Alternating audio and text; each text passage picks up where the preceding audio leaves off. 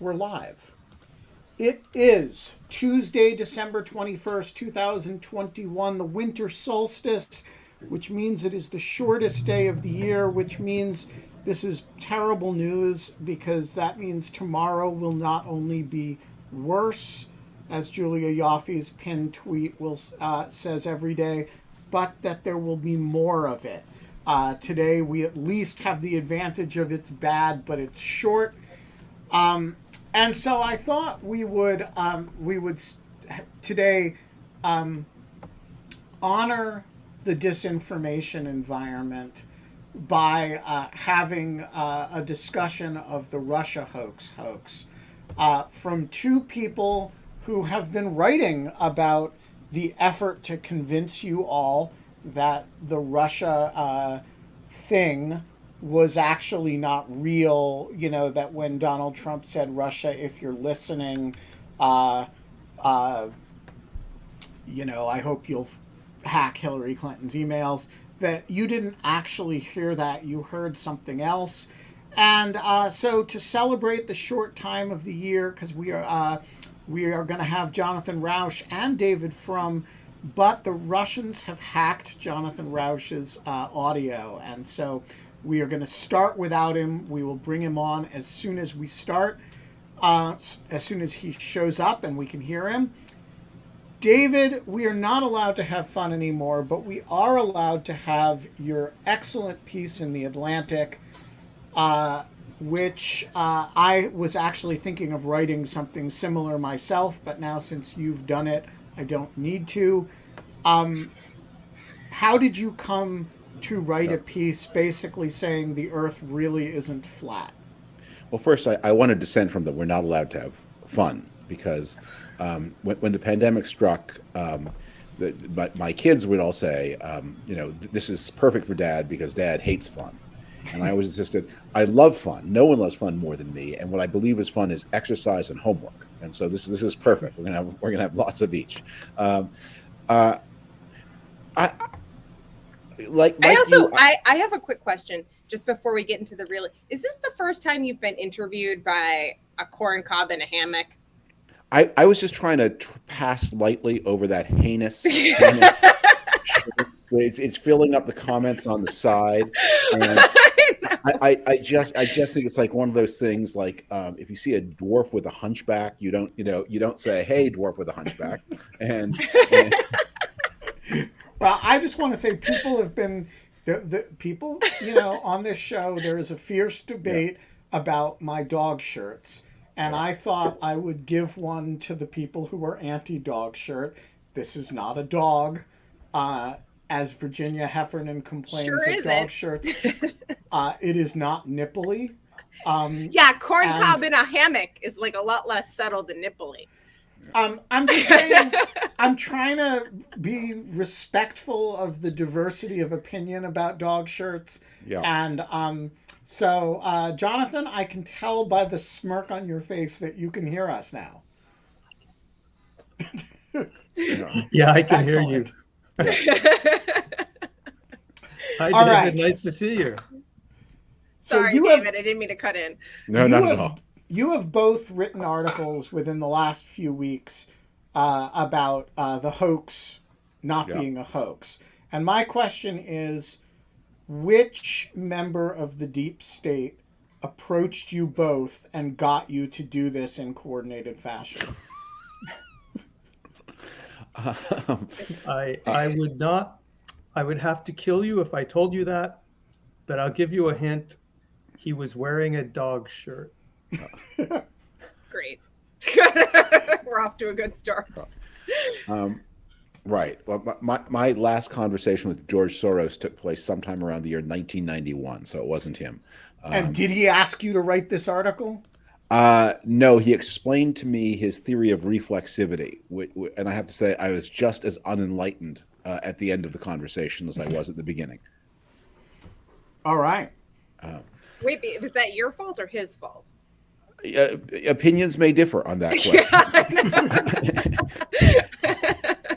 question. My understanding is that I kept saying, so what your theory of reflexivity is that things influence other things, which in turn influence the first things back.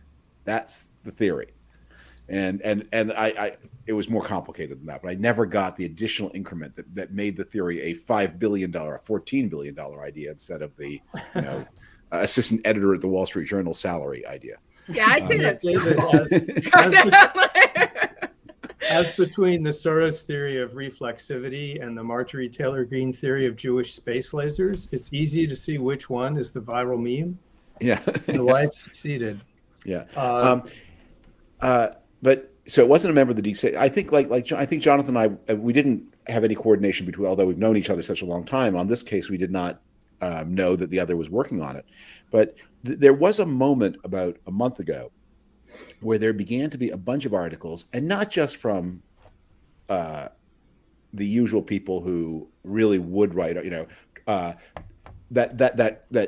Trump completely justified in shooting that person on Fifth Avenue who's in China and not at all even a little bit dead. And anyway, it wasn't a gun, it was a Pop-Tart.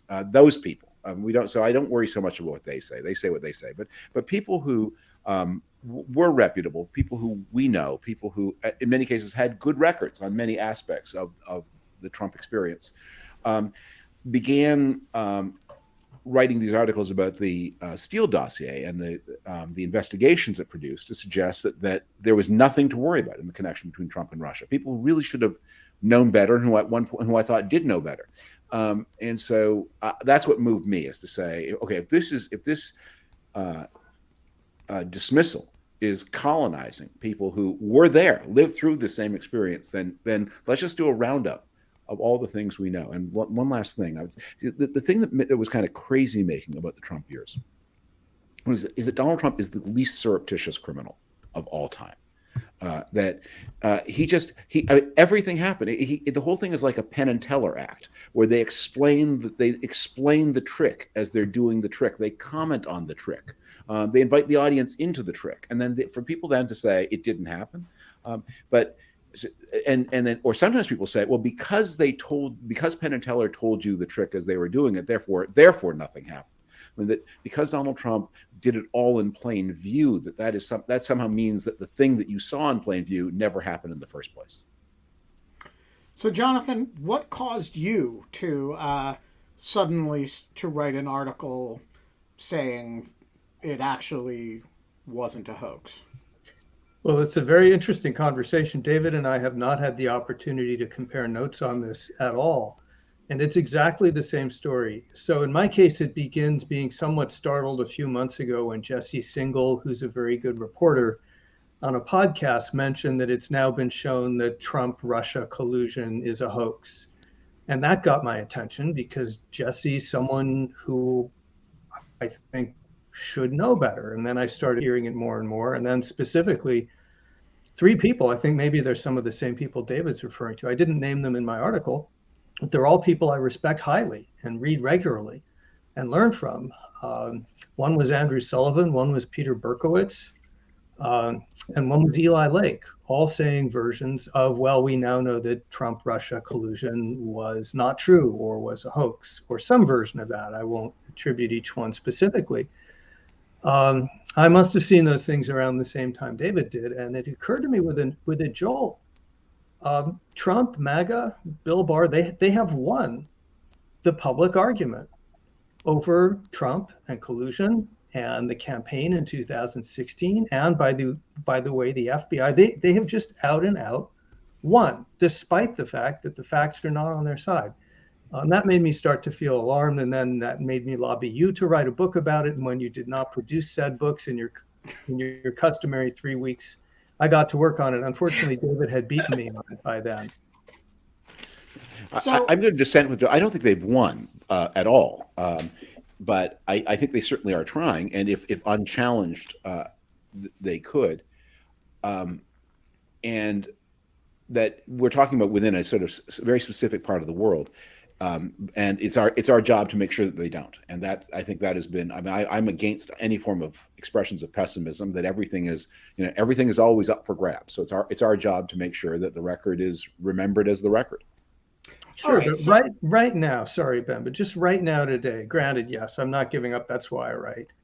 I didn't mean to imply that it's all over, but I did mean to imply that the conventional wisdom right now is that the fault, if there was collusion, it was by the FBI, the Steele and Clinton people against Trump. That's the current sort of box office score. Would you disagree with that? I would disagree with you. I would say it's more that what happens in this is, and this is why it's been another reason the Trump years have been so crazy making, is that the people who would normally be focused on proving that Donald Trump that had an improper relationship with Russia and that matters are currently fixated on the fact that after that, Donald Trump tried to overthrow the Constitution of the United States by violence. And the thing is that you can only keep explaining so many things at so many times. And Donald Trump's ability to do bad things exceeds any other person's ability to keep up with the bad things and point out why they're bad. so I want to ask you both and I'm asking this a little bit tongue in cheek, but I think the exercise of explaining it is useful. Why does this question matter? For purposes of politics, nobody's going to vote on the question of whether the collusion thing was a real thing, a genuine concern, or whether it was a hoax. And the people who were going to vote one way or the other on that made up their minds a very long time ago. And to any respectable historian, the answer doesn't lie in words like collusion or hoax, it lies in a record. And so, why is it important if some formerly respectable people are, buying a certain snake oil and selling a certain snake oil? I have some, Jonathan, if you want to go ahead, I have some thoughts on that. If you want to go first, I'll let you go first. okay. It matters for a couple of reasons. One is it matters not so much because of Donald Trump, but because of some other things that are going on in our part of the world, in our neighborhood, which is I noticed that the people we're talking about are people. Why are they ready to believe this thing? It's because they imagine there's this thing called the left. And which they identify with variously the editorial page of the New York Times or the booking producers on MSNBC or certain people in the government whom they don't like. And because these are people themselves of the liberal center, those people are very present to them in a way that Steve Bannon and the violent attempt to overthrow the Constitution are not. That's remote. This is near. And so that that there are people who are caught up in these narcissistic, petty arguments. And one of the things you're trying to say that there's a real danger that this will become a habit, and that in pursuing your quarrel with the editorial page of the New York Times or Rachel Maddow or James Brennan, Jim Clapper, rather, you're going to lose sight of what actually matters in American politics. So part of this is to yank back people like Jesse, like Andrew, and to say to them, like, what is important. Stop wasting your energy on things that are merely irritating. This is one of the things that I think bothers me about the whole wokeness debate. That there's a lot about it that is wrong, and there's a lot about it that is irritating, but none of it that is as important as the risk that we could, lose the institutions of democracy in the United States. And then the second reason it's important is because, as I said, because Donald Trump did so many bad things, there is a tendency for the critical mind to focus only on the most recent and for the whole record of them to be lost to sight. And I understand why the typical busy voter reacts that way, but the people who have more time and space to think about political life, they need to keep the whole record in mind, which includes lots of bad things. And you should be able to have a reaction to all of them, not just to the most recent. So my additions to that list, because all of that is absolutely right, is what I tried to do in my article. David's article actually is more complete and does a better job on the chapter and verse of what Trump did and the Russians and all of that. What I tried to add to the equation was understanding what they're really trying to do here and why it succeeds and why it's very dangerous. And that argument is that I think his most powerful political weapon, his ability to evade accountability while doing horrible stuff, breaking all kinds of norms, has a lot to do with his virtuosity at manipulating the information environment to confuse people, to disorient people, to change the subject, to turn back any charges against him. I'm not the puppet, you're the puppet. And that what he's doing with the collusion affair is one of a number of proof tests of how to do this. It's a textbook disinformation. It's important to understand first that he's doing it, and second, how he's doing it, in order to resist it, because these are very powerful techniques, and we're seeing that now. So in my article, I also try to figure out, so how did he do this? How does he persuade so many smart people, the kinds of intellectuals and elites that rank and file tend to take their cues from in terms of understanding, of deciding what to believe? How does he fool us? How's he doing it? And I come up with some answers to that. They involve repetition and narrative reversal. And I think it's very important to understand what they're doing because we're very vulnerable to it. So I'm going to ask a quick question, which is like, I'm hearing two things. One is that the reason that this is important is basically because you can't control the narrative can't control the narrative. And I'm unclear whether you're saying that the important thing here is that Trump is controlling the narrative such that he is changing the subject, which I feel is like what David is saying. He is pointing us away. We are getting distracted by this like shiny object wokeness or like all of this kind of whatever, and like getting lost in kind of like now we're like, we've bought his talking points and we're going to like leave this story alone. And get away from like kind of a lot of the things that are really important about saving democracy, or whether it is that he has actually, it's not about distraction. It is about actually, how do I say this? Just kind of owning, like kind of just like taking over the narrative so completely. And maybe those are the same thing, and I'm kind of making a useless distinction here. But it seems like one thing to kind of be like, here, don't pay attention to this thing. But honestly, like this is kind of a nature of reality type of question, which is like, well, if everybody's talking about this thing, doesn't it become a thing? Like, isn't that very much how this all has happened? This entire last 6 years is like, it really doesn't. I mean, this has kind of been my struggle with the mis and disinformation debate, frankly, is like at a certain point, if enough people are talking about the disinformation, the question of whether it's disinformation becomes secondary to the fact that it's news that disinformation is out there. Those are two different things. I don't know if I'm making complete sense right now. So I'm sorry to. No, go ahead. Because I think that in the Trump-Russia story, there is actionable information that is useful to understand. Once we understand what the story really is, and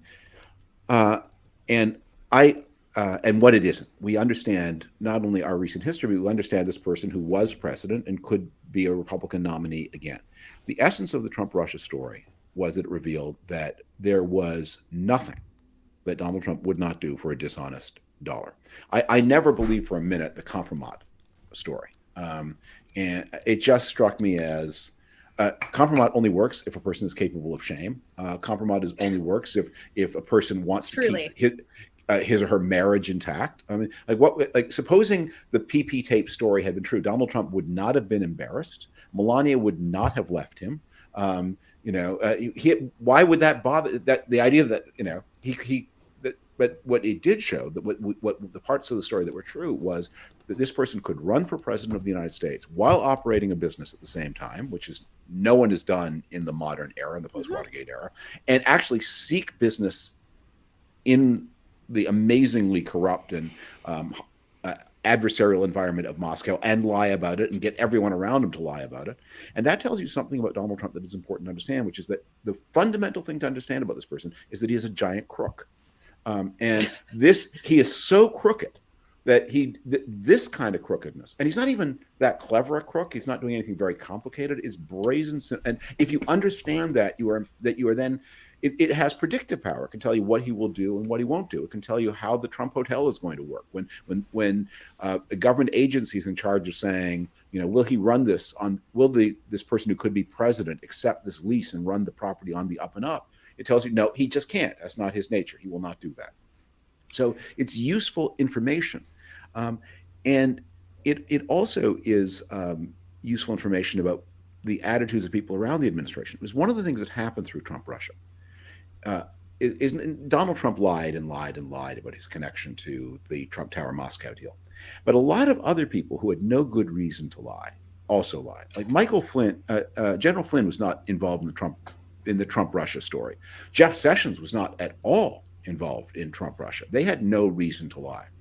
They knew, I keep thinking of it as like a detective story, where the people around the suspect, who are his friends or dependent on him, they know that there's a closet in the house that he has tried to lock. And they know there's a terrible smell coming from that closet. And they know the police keep looking at the closet and jiggling the door handle. And then the police ask them, have you been anywhere near that closet? And they don't know, they do not themselves know what's in the closet. They just know it is not healthy to be in any way connected to this closet. And so they lie. And that lying then became really important to the foreign policy of the Trump administration. It explained a lot of what happened that led to the Ukraine investigation, that there were these secrets that people around Trump didn't understand, but they knew they had to protect. All right. So, Jonathan, I want you, for the layman who is, has read some Eli Lake, got a little bit of Andrew Sullivan thrown in there, maybe heard Peter Berkowitz, read him on RCP, and is thinking, oh, this Trump Russia shit, I guess it, didn't amount to anything, and the left, made such a big deal about it. I guess we should round it to zero. Remind us, and take such time, as they say in Congress, as the gentleman may require, remind us what the actual Trump collusion story was. Well, there's so much to choose from, and it is important. Kate, just a footnote to your last question. I think I understand where you were going with your last question, which is on Russian election interference. There was probably more noise about the interference than there was actual effect of the interference. Yeah. That is not the case with Trump-Russia collusion, because there hasn't been anywhere near enough noise about that. At least there isn't at the moment compared to what actually happened. There needs to be more noise about it. That's why David and I wrote what we wrote. So what should there be noise about? In my article, David has more, but in my article, I chose to make 7 points. First, the Trump campaign eagerly and knowingly accepted overtures from the Russian government, that is, from people who are saying Russian government, to provide dirt on Hillary Clinton. Any reputable campaign would have immediately called the FBI. The Trump campaign said, we love it, bring it on. They were trying to collect intelligence dirt on their opponent from a hostile, adversarial foreign government. That seems kind of like collusion. Number two, Trump publicly, not at a rally, often forgotten detail, at a press conference, asked the Russians to illegally, that is, violate US law, steal and dump Clinton campaign documents, which later that same day, Russian intelligence does. That looks like coordination in full public view, and being in full public view doesn't make it any less coordinated. It's surely not a coincidence. By the way, Trump has said I was just being sarcastic. You can look at the footage of the press conference. A gobsmacked reporter says, are you serious? Do you really mean it? And he basically says yes. It's in Trumpese, so it's a word salad, but he says, why shouldn't I be serious? Number three, the Trump campaign and its associate had at least 100 contacts, by some counts 140, with assorted Russians, including people who are known to be tied to organized crime and Russian intelligence. That's according to, among other sources, the Mueller report and the Senate Intelligence Committee account, which is bipartisan. Republicans signed off on it. That's a lot of contacts between a campaign and an adversarial former government. That doesn't just happen routinely. Number 4, Trump's campaign chairman, the guy at the very top, not some flunky, the guy at the very top provided internal campaign materials to a long-term business associate of his who just happened to be, according to both the Senate report and the US Treasury Department, a Russian intelligence operative. So the guy at the top of the campaign is providing campaign inside information to Russian intelligence. Does that sound like collusion? Number 5, the campaign team, including Trump himself, was well aware of potential plans by Russia's WikiLeaks partner. They've been identified as a cutout for the Russians to dump stolen documents, and the campaign kept tabs on this effort, made an effort to understand when it was happening in order to, and tried to schedule it in order to exploit it. Number 6, Trump and Michael Cohen, his fixer, are asked directly whether they had business dealings and ongoing arrangements with Russia, business arrangements, and they lie, point blank. They just deny it. This is the point that David made earlier. And to me, what is in some ways the most telling of all, and the one that's most frequently forgotten, is number 7. Look, the way a normal, patriotic, law-abiding American reacts when approached by a hostile, adversarial foreign government to provide intelligence on a political opponent, in other words, to interfere in the campaign, is you pick up the phone and you call the FBI. And you tell everybody in the campaign, don't have anything to do with this. That's not what happened. At no point, when all of these other things are going on, at no point do Trump and his people report Russia's activities to US law enforcement. Instead, according to the Senate Intelligence Committee report, the campaign was, and I quote, elated by what it regarded as a gift from WikiLeaks. Now, to me, it's impossible to look at this fact pattern and not see collusion if that word has any meaning in the English language. All right, David. Wait, hold on. Can sorry. I just? Sure. Okay, sure, go ahead. But I'm just going to say something to link what David had said before with what Jonathan just said, which is that basically, like, you've said a few times that he's just like a crook, which I very much buy, but I want to like kind of like put a point on that, which is like, he's not just a crook. Like a lot of people like call him like evil and like immoral and all of this. And I actually think that like maybe he's a nice guy, as some people say in person, or is charming and funny or whatever. I actually think that could be true, because I actually think that everything that Jonathan, those 7 points, what that resonates to me as are business decisions, and people who make decisions not based on like any type of ethics or morals or whatever, but like basically based on like power and avarice and kind of greed and like control of more information. And like any good-blooded, like red-blooded American would pick up the phone and call the FBI, but like that's not the world in which he operates, which is precisely why he has been so norm disruptive in this office. But anyways, I mean, I'm not like saying anything that's actually like striking anyone as new, but it is that there is like, he doesn't necessarily have to have a black heart. It's just that he like is operating under impulses that are just completely exogenous to the office of the President of the United States. Look, Does that make sense? No, that made no sense. Crooks are often charming. And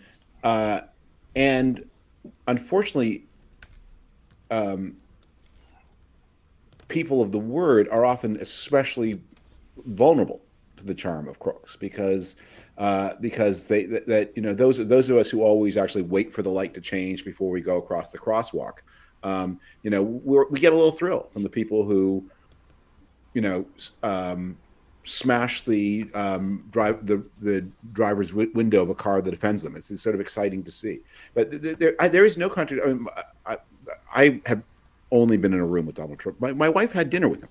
We were at a fancy dinner, and this is now 20 years ago, and she got the seat next to him at this fancy dinner. I sat with him for 3 hours and found him very amusing, very entertaining.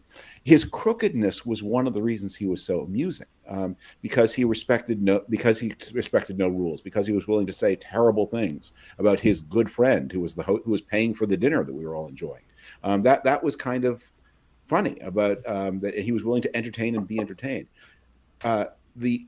That is not at all contradictory with having, when you say a black heart, I mean, having no respect for decency, no respect for norms. It doesn't mean you have to be boring. Many people are very decent. I mean, every romance novel is based on the premise that the decent guy tends to be kind of boring and the indecent guy tends to be kind of thrilling.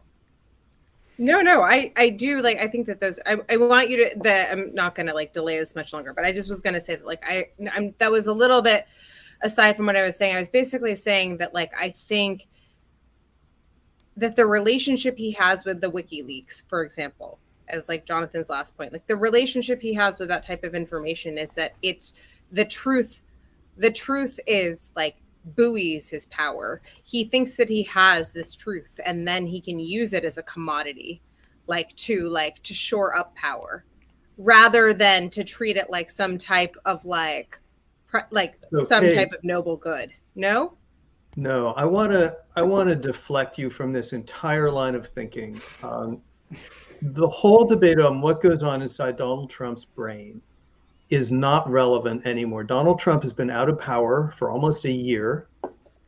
He has lost his Twitter account. He is off of Facebook. He is in some ways more powerful than he was a year ago in terms of his control of the Republican Party, which we thought he was going to lose as a result of the election and then his post-election conduct. And we have now seen that all the tactics that he employed in convincing the world that Trump and Russia was a hoax are tactics that others can use as well, and the Republican Party is using them. We need to think of this as an institutional attack by MAGA, which is, I've become comfortable using the term American-style fascism to think about what this thing is. But this is a movement which has its sights set on American democracy and is using sophisticated forms of information warfare.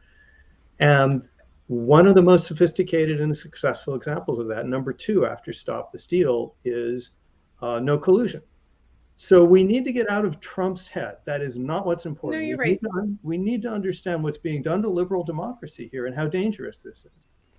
So, David, I want to ask you for your version of the Trump-Russia story, assuming that you would not disagree with any of the 7 points that Jonathan made. I agree with them all, yeah. I also assume you would tell the story a little bit differently.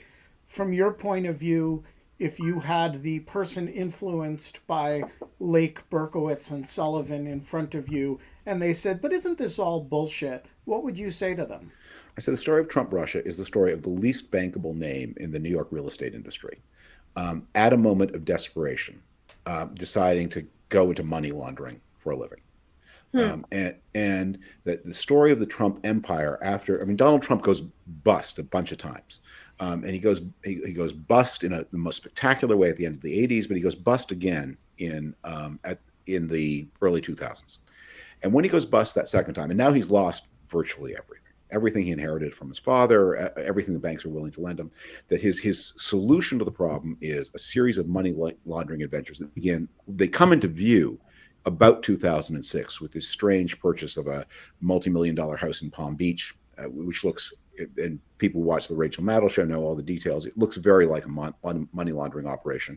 And then it progresses through the sale of the condominiums in Florida. And Russia is not such a big place. It becomes known to people in Russia that one American businessman with a very famous name is willing to do things that the other people will not do, because it's too dangerous. It's legally, you might get caught and be punished. Many of these things could expose your business to risk. So there is this guy who is willing to launder your money. And he comes more and more to the attention of important people in Russia, and comes more and more to the attention of the center of Russian power.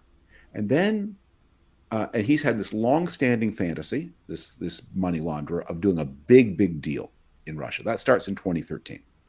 Where it really inflames. That's when he launches the Trump Tower.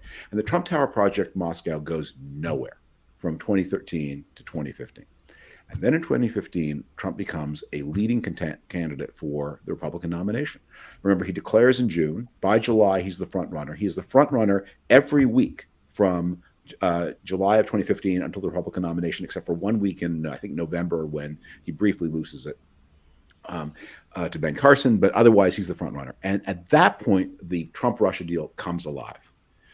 And it goes to Putin, and it looks like it's really going somewhere. And the Russians are dangling this tasty morsel in front of his nose, and he is then, and then they explore ever closer cooperation with the campaign to help this guy.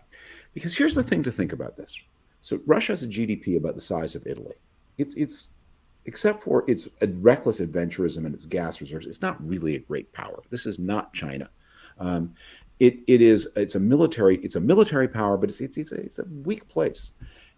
And they can read the polls as well as anybody else. They know it's overwhelmingly likely that Hillary Clinton will win the 2016 nomination. And they still decide to take this extraordinary risk to hurt Hillary Clinton and help Trump. It had to be worth it. There had to be a big prize. This is not something you do because you don't like Hillary Clinton. It's just too dangerous. They went ahead, and so they must have had some reason for this series of explorations and contacts. And as Jonathan said, they began to explore. Well, what happened with the Trump Tower meeting in June of 2016 was they sent an agent to test whether the Trump people would receive negative information from the Russian state. It was advertised as coming from the Russian state. Now that person arrived with a briefcase full of shredded paper. That the briefcase expected to be full of money. It was full of shredded paper. The agent did not, in fact, bring dirt. But what the agent ascertained was that the Trump people were willing to receive the dirt. As Jonathan said, they didn't call the FBI. They took the meeting. And it's just a couple of weeks after that. I think the meeting is June 6th or 8th, if I remember right. And then it's about the 25th of June that Trump issues his open appeal to the Russians to intervene. And sure enough, at that point, this stuff that they have stolen over a period of time begins to be released by WikiLeaks. It's released in two big dumps, one in July and one in October. And it's very intelligently timed to help Trump. And people around Trump know it's coming. They don't know exactly when, and they don't know exactly what's in it, but they know that it's coming. They especially know that the October dump is coming. And they get actually a little impatient and fretful, and they begin to complain because it doesn't come when they think it should come. And people like Roger Stone and Alex Jones are saying, what's going on with Julian Assange? We were expecting this dump any day. It's not happening. It's supposed to happen on Tuesday. It's supposed to happen on Wednesday. And Julian Assange himself does not even seem to know when the dump is coming. That he calls a press conference, I believe, for a Tuesday, and thinking there's going to be a dump, and it doesn't come that day. He has lost control of the material that is routed through through WikiLeaks, supposedly his organization. But it does dump, and it has a huge impact on the election. So that's the story I would tell. Is Trump a Russian asset? No, he's too unreliable and flaky and weird and too driven by his own agenda. Is there a back and forth communication? Probably not. It looks like both sides were acting. They were kind of signaling to each other, but they never probably seem to have been in direct contact one with another. Is this a criminal conspiracy as prosecutable in U.S. law? Evidently not. At least the Mueller investigation decided not. Is it a huge national security risk? I think so. Is it a sign of the most corrupt administration in American history, and there is no runner-up? For sure. All right. May I add a friendly amendment? Please. So, Kate, going back to the point you're making earlier, there's this story David just told of unprecedented corruption in terms of the business dealings and all of that. And then the even greater corruption of working in collaboration, whatever word you use, with Russians against the American election and Constitution. But setting all that aside, there's the even bigger story, the meta story, which is why I came back to it. And I think maybe why David came back to it, why I hope others will, which is not only did they get away with it in terms of public opinion, they've gotten away with flipping the story so that many people now believe if there was collusion and a conspiracy, it was because the people charged with lawfully investigating Russian attempts to penetrate American election campaigns were conspiring against Donald Trump. They have flipped the corruption story. They have redefined law enforcement's best efforts to understand what foreign adversaries are doing against our elections and Constitution. They have flipped that. So that is now the wrongdoing. This is fundamentally inconsistent with a liberal democracy. So in that flipping, which I think is the most important aspect of the memory holing of this, it's the projection of the collusion onto the other side.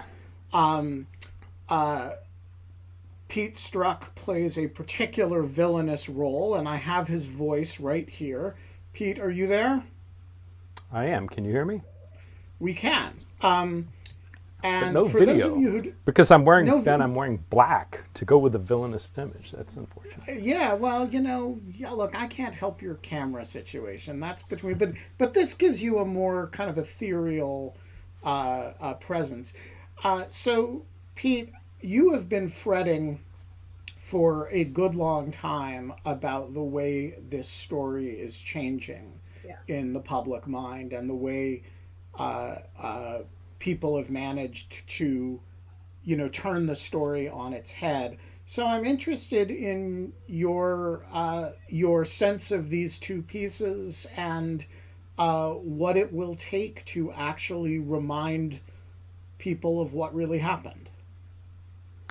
It's a great question. I mean, first, David and John, I thought both of your pieces were excellent. I admire and thank both of you for writing them when you did, because it's important to have countervailing, accurate voices out there telling the truth, and so I appreciate that. And David, I'm particularly happy to welcome you to the coalition of the willing about Ben's shirts.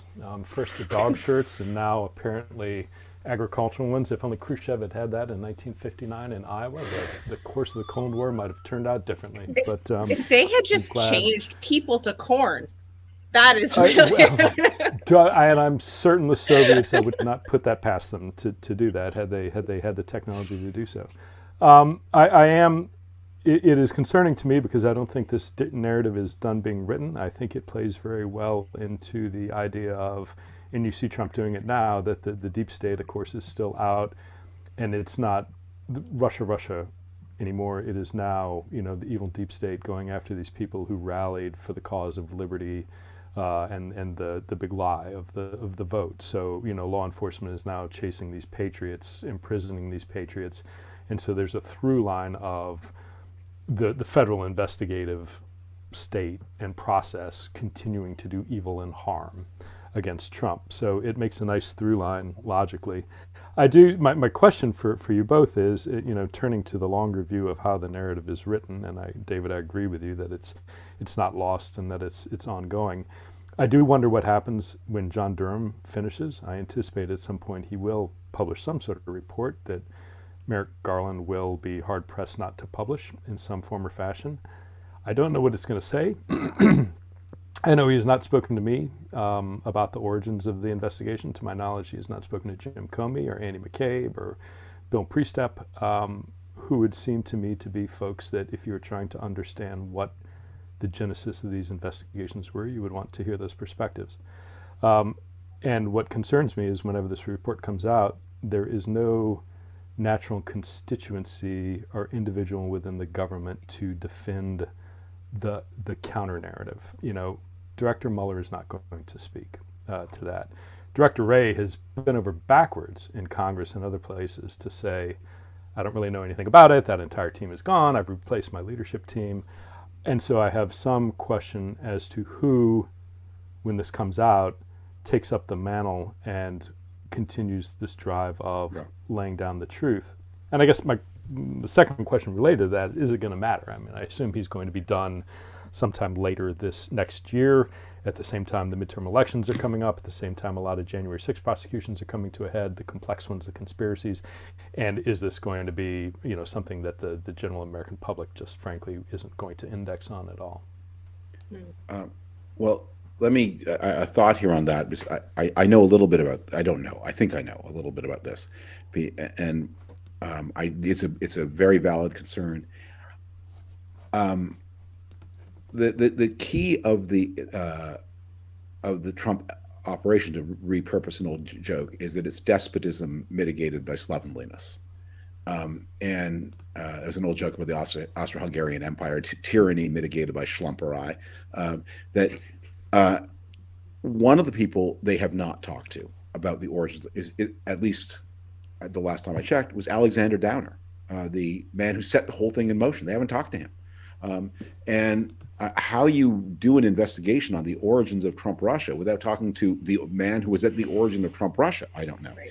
So my suspicion is that he's going to turn in a typical Trump, terrible piece of work that is going to be, and that is going to work the way a lot of the pro-Trump stuff does, which is this massive accumulation of detail that is designed to make up for the lack of basic structure. And so you're going to hear a lot about a lot of obscure Russian names. You're going to hear a lot about Carter Page. You're going to hear a lot about, but just actually sort of going to how did this start? He's not going to want to go there because Downer is just too dangerous for him to talk to, and the Downer story it's so powerful and true, and just to remind people, the Downer story is the story so, about George Papadopoulos blabbing about so the story is Russians having these. The key thing that the Trump people want to tell you is that the whole idea that there's some untoward connection between Trump and Russia began when this former British intelligence agent named Christopher Steele, who was originally hired by Paul Singer, who was a supporter of non-Trump Republicans, and that commission was then handed off to the Hillary Clinton campaign, and he generated a lot of information, a lot of barroom talk, basically. Much of it looking pretty worthless, and some of it looking like outright right. That was the start. But in fact, the investigation started earlier, and it started because this man named George Papadopoulos, who was a minor sleazy operative, but who had got close to the Russian world, and who had picked up sometime early in 2016 that the Russians had Hillary Clinton's emails, and who was trying to get himself into a position of power by magnifying his own importance. He sought out the Australian High Commissioner in London for a drink.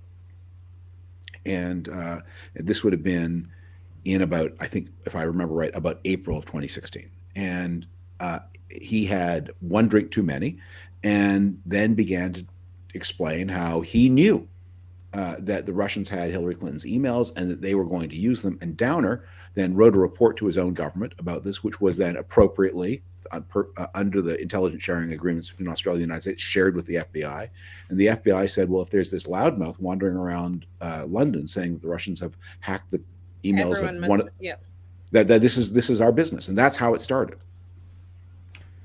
All right, Mr. Wattenbarger. Hello. The floor is yours. Hello. So, Jonathan, you wrote in your persuasion piece about how the repetitions of the lies about the FBI and about the Trump campaign's conspiracy with the Russians were effective in persuading large numbers of people to actually believe these things.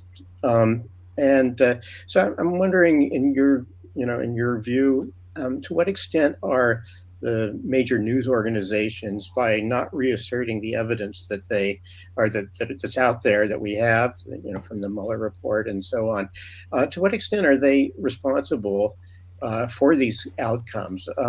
Are there editors in newsrooms who are just telling their reporters, you can't write that? Or are they afraid of criticism for the right? Do they have a twisted notion of what journalistic integrity is? Or what do you think's going on here? Well, I don't have any inside information on newsrooms, and of course the media is many different organizations and people. But my sense of it my first instinct would be to go back to something David said earlier, which is when Trump is in office, and even when he's not in office, he's a fountain. He's an overwhelming torrent of norm violations, and you just can't keep your eye on all of them, and it just becomes easier to follow simple heuristics. And a heuristic in this case becomes, well, Steele dossier said collusion, Steele dossier disproven, therefore collusion disproven. And then you move on because you've got a pandemic to deal with, you've got the wheels coming off Build Back Better bill, you've got inflation, And you've got, by the way, pretty growing threats to the integrity of the 2024 elections. So I don't entirely blame them, but I do think it's important that people like me and David and other people on this call keep the truth alive. So, Reverend Dr. Hillary Livingston, the floor is yours. Hello. Thank you for sharing your wisdom with us, Jonathan and David. And Ben, your shirt's kind of corny, but we appreciate your kernels of wisdom. Excellent. Thank you. So my question is, how important is it for regular people, like regular people being outside of the political punditry class or people who watch nerdy webcasts, to understand the whole Russian collusion thing and how to make them care about it? Because it seems like a lot of people maybe don't. So that's my question. Thank you.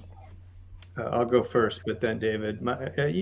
It's not their job to know the details about that, and it's not even their job to care about it. You know, it's voters' job to care about where their next paycheck is coming from and the value of their dollar and whether they're employed and whether we're in war or peace. This is the job of so-called elites. That is to say, this is the job of opinion makers and experts who really need to know this stuff and who, through our writings and work, project to people.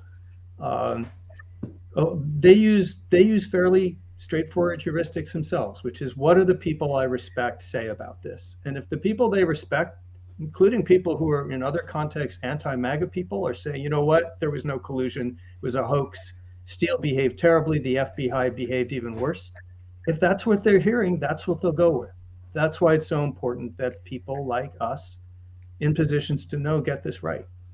Mm-hmm. There was a saying or a tag during the Trump years: "LOL, nothing matters," and I always thought that was completely wrong. The truth is, everything matters. It's just there's a lot of everything, and it all mattered. It all had a cumulative impact. I mean, it needs to be remembered. Here's a thing to keep in mind when you're thinking about Donald Trump and his impact on American life. Since the year 2000, there have been 6 presidential elections. There have been 12 people nominated to represent one of the 2 big parties in those 6 elections. Donald Trump finished respectively 10th and 11th out of those 12 people. The only person who did worse in those 12 elections was John McCain, running as the party of the incumbent, of the party of the president during the at the end of the Iraq War and in the throes of the worst economic collapse since the Great Depression. So the American people each didn't like him. In any meaningful way that you can talk about the American people as an aggregate. He was the only president in history who was never above 50% approval in any reputable poll on any day of his presidency. He was a massively, and he ended up losing re-election. You look at the presidents who have lost re-election. I mean, Herbert Hoover, after one term, Herbert Hoover in the Great Depression, Jimmy Carter with 20% interest rates, George H.W. Bush in the middle of, at the end of the Cold War with a party split. This is a guy with a united party in what had been a pretty good economy in the middle of a pandemic that everywhere else in the developed world made incumbent numbers go up, not down. And he lost because the American people just thought he was a jerk and a creep. So it's important to keep all of that, not to buy into that other MAGA line, which is that Donald Trump was some popular expression of the American people. He was massively not popular. And so everybody had their own reasons. And I'm not here to argue with you. I mean, if you voted against him because you thought he was a terrible father, he was, but that's not the basis of my vote. But I'm not going to argue with you and say that the reasons I think you should vote against him are more important than the reasons you voted against him. But so we're doing this a little bit for history. We're doing it for national security, because it really was a huge problem for the national security of the United States. And we're doing it because to sort of warn off the Russians from trying a similar thing ever again. That as Russian troops are now massed on the borders of Ukraine, as we could be entering a pretty terrifying geopolitical situation in 2022, that they need to know that informed American circles have their number and object to what they did, and that there's going to be there was a cost for their help to Donald Trump, and there will be a cost for the even worse things they are contemplating for the year ahead. And I'd add, we're also doing it for the FBI, which goes back to what Pete said earlier. They're our only line of defense, right, against foreign intervention. The National Oceanic and Atmospheric Administration cannot pick this up if the FBI is not in a position to investigate foreign intelligence penetrations into the heart of our Constitution. And so we've got to get that story right. All right, Andy McCurdy, you get the last question today, and it's a doozy, and I'm going to broaden it very slightly when you articulate it. So you guys both seem to write it in response to certain writers saying it was a hoax. These writers come from a very specific crowd that I find super interesting, and I'm curious if either of them have responded or critiqued your writings. I know David has been on a podcast with Sullivan at some point recently. What do you think it would take to change their minds? And has there been any response among these writers? Thank you. Yeah, and so I just want to broaden that to what has the response been in general, not just from Sullivan and Singal and Berkowitz, but from the community of people that you were trying to influence. Well, there's a long article in Commentary by Eli Lake that is very much a point-by-point response to a number, to both Jonathan's piece and mine. Andrew, when I was on the podcast with him, really didn't go into many details about it.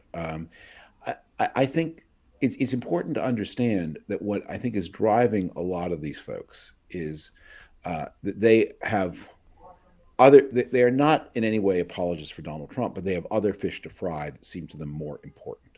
And maybe, I think in Andrew's case, he may exaggerate the extent to which Donald Trump is over and done with yesterday's business. I think with some of the other writers, this may be true of Brett Stevens of the New York Times and Eli. I think they're so mad at some of the institutions that were anti-Trump that seems to them much more present than the Trump story. I think where a lot of the debate went in Eli's commentary piece, there's a lot of detail. There's a lot of looking at the specifics of FISA applications and a disinclination to look at the simplicity of the big story. Jonathan? In my case, I haven't seen any specific response to my article. I made a strategic decision not to specifically name individuals or link to individuals because I wanted to tell the story in a more generalized way and not say, this is because person X said thing Y. But no, I haven't. You should have Jesse on though. I like I like Jesse a lot. You and him should come on and talk. You guys should come on and talk about this again. Yeah, I wonder if they're all great. They're all great people. And the last I heard from Jesse on it was months ago. That was kind of my initial heads up that something was afoot, but that was some time ago. Yeah. This is in no way a personal reflection, and no, of course. And these people were in almost every case they did yeoman work during the actual Trump years, that's why. So that's not to say. I mean, this is in no way disrespectful or dismissive. One of the things we may disagree with is that they may think the Trump years are really behind us, and Jonathan and I may think not so fast. Yeah. We are going to leave it there. David, from Jonathan Rauch, you're great Americans, and David, you're a great Canadian. All the best Americans. That's just the best. David, every time I talk to you, I forget, and then you have some moment where you say a boot, and then I'm like, I'm done. It's great to see both of your faces. We will be back tomorrow, this time for real with Radley Bauco. And that'll be 22 hours and 59 minutes from now. And until then, Jonathan? In lieu of fun, we can't have fun anymore, but we can say, I thought there was nothing that would make me request that Ben wear the dog shirt, but the corn shirt. We'll be back tomorrow. I'm never going to stop with the corn cob in a hammock. I'm just going to till my dying day. And it'll